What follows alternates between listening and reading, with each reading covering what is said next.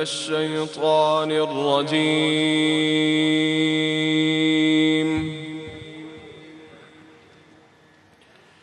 بسم الله الرحمن الرحيم.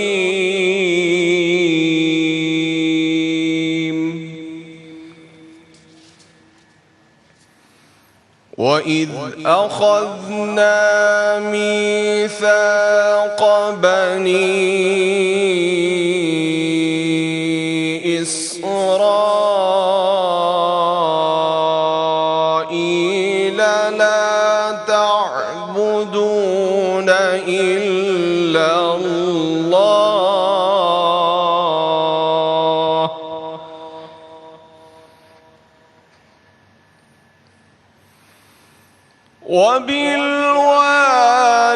وبالوالدين إحسانا وذي القربى واليتامى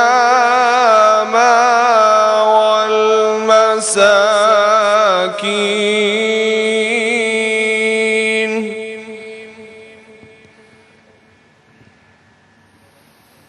وقولوا للناس حسنا وأقيموا الصلاة وآتوا الزكاة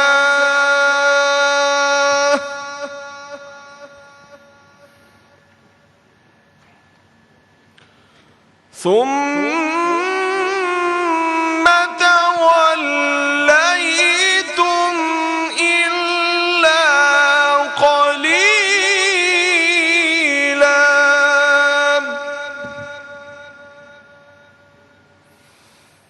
ثم توليتم إلا قليلا منكم وأنتم معرضون.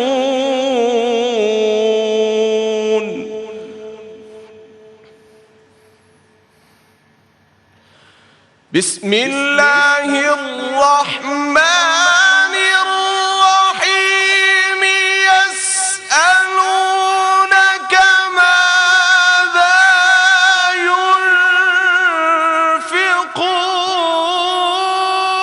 ينفقون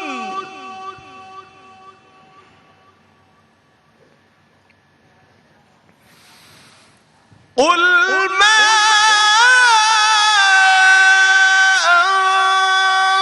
أنفقتم من خير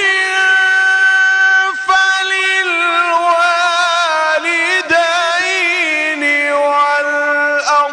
والأقربين واليتامى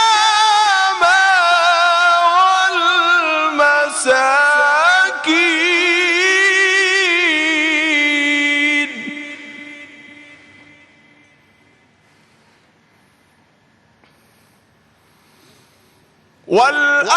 والأقربين واليتامى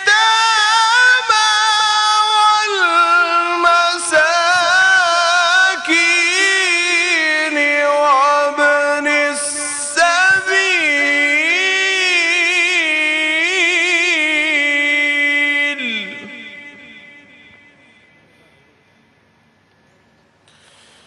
قل ما أنفقتم من خير فللوالدين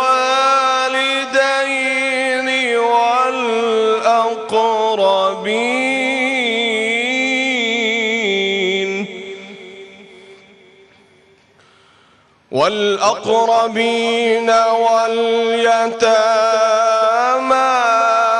والمساكين وابن السبيل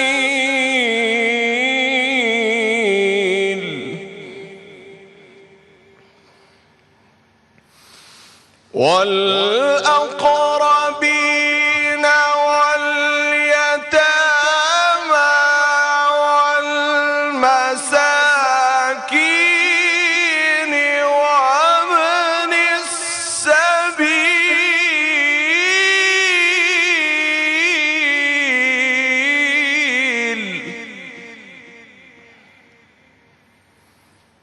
والأقربين واليتامى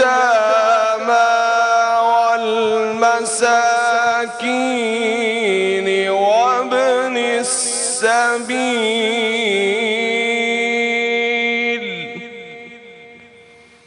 وما تفعلوا من خير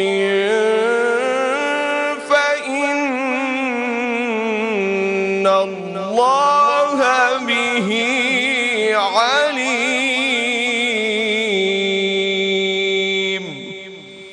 صدق الله العلي العظيم.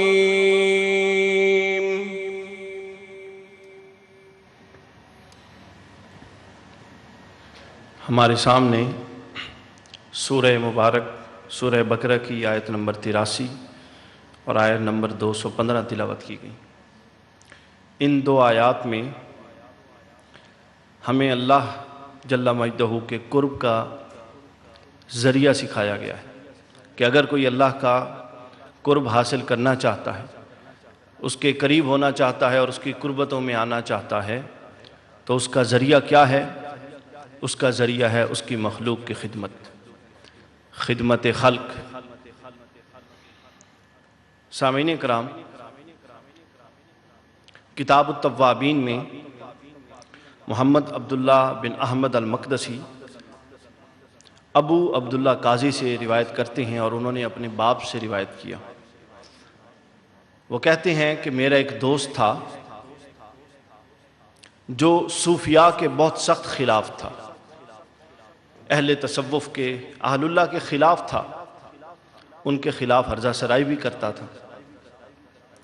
کچھ دنوں بعد میں نے اپنے اس دوست کو دیکھا کہ وہ صوفیاء کی مجلس میں بیٹھتا ہے، اولیاء کے پاس آتا جاتا ہے، ان کی خدمت کرتا ہے، ان پر خرچ کرتا ہے. کہتے ہیں میں پریشان ہوا. میں نے اس سے پوچھا کہ بھائی تمہارا تصور تو اس سے یکسر مختلف تھا، تمہیں کیا بن گیا؟ اس دوست نے بتایا کہ جو میں سمجھتا تھا بات اس سے برعکس تھی، میں غلط تھا، میں غلط سمجھتا تھا. ہوا یوں، اس نے بتایا کہ ایک دفعہ میں نماز جمعہ ادا کر رہا تھا اور اسی مسجد میں حضرت بشر الحافی رحمہ اللہ تعالی کبار اولیاء اکرام میں سے، وہ بھی نماز جمعہ پڑھ رہے تھے. کہتے ہیں کہ نماز جو ہی پوری ہوئی حضرت بشر الحافی تیزی سے مسجد سے نکلے.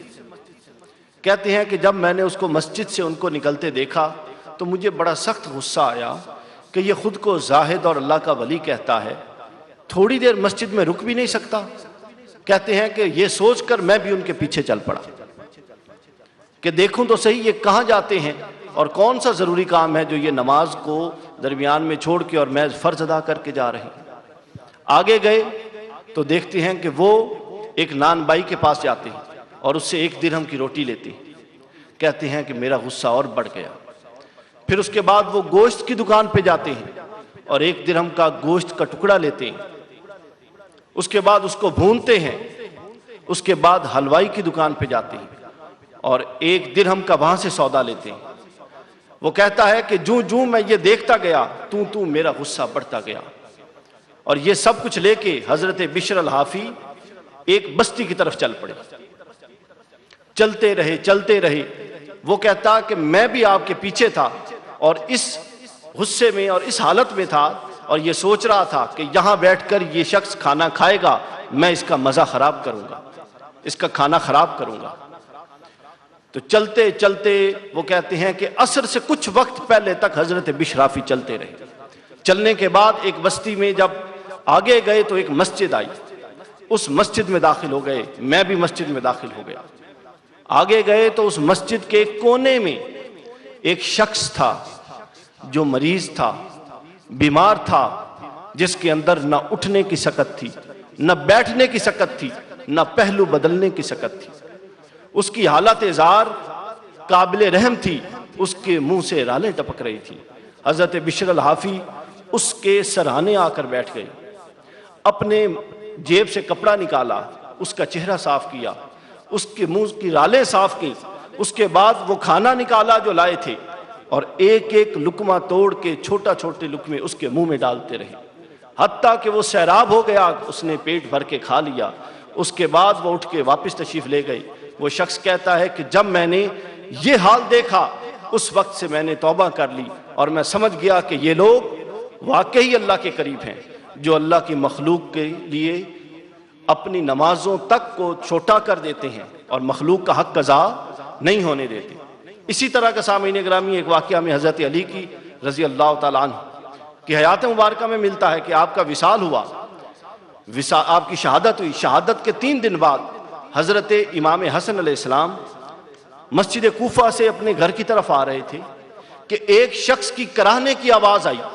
وہ شخص کرا رہا تھا، رو رہا تھا، چیخ رہا تھا۔ آپ اس کی آواز سے تجسس کرتے ہوئے اس تک پہنچ گئے۔ اس شخص سے پوچھا کہ اے شخص تجھے کیا تکلیف ہے؟ اس نے کہا کہ 3 دن سے بھوکا ہوں، 3 دن سے پیاسا ہوں۔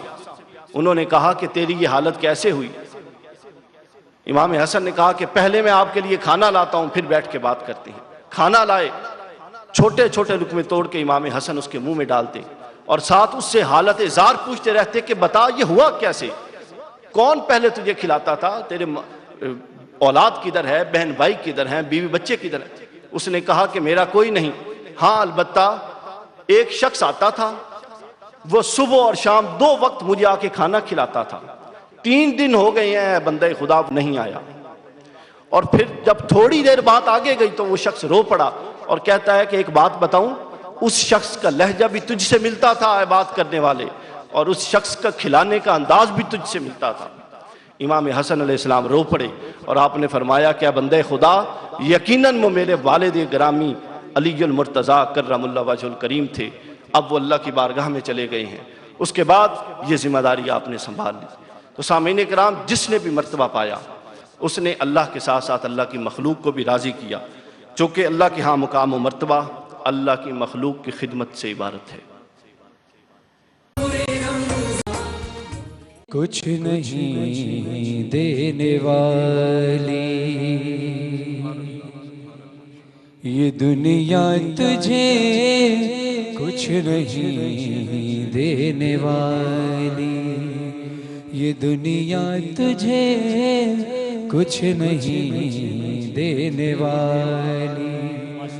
محمد کے در پہ چلا جا سوالی، محمد کے در پہ چلا جا سوالی، یہ دنیا تجھے کچھ نہیں دینے والی، یہ دنیا تجھے کچھ نہیں دینے والی۔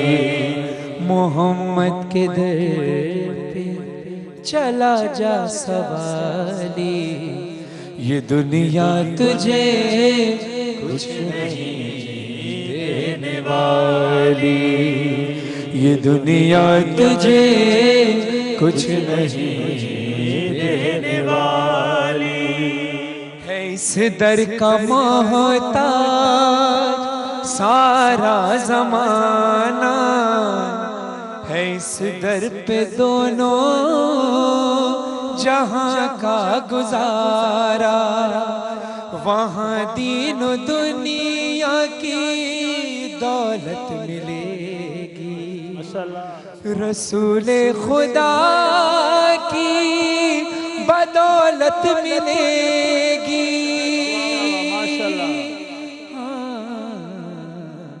وہاں تیرا دامن رہے گا نہ خالی، وہاں تیرا دامن رہے گا نہ خالی۔ محمد کے در پہ چلا جا سوالی، یہ دنیا تجھے کچھ نہیں دینے والی، یہ دنیا تجھے کچھ نہیں دینے والی۔ زیارت ہو مجھ کو اسی پاک در کی، تمنا ہے مل جائے بس خاک در کی، رضا دیکھ لوں میں جو چوکھٹ نبی کی، وہیں شام ہو جائے میری زندگی کی۔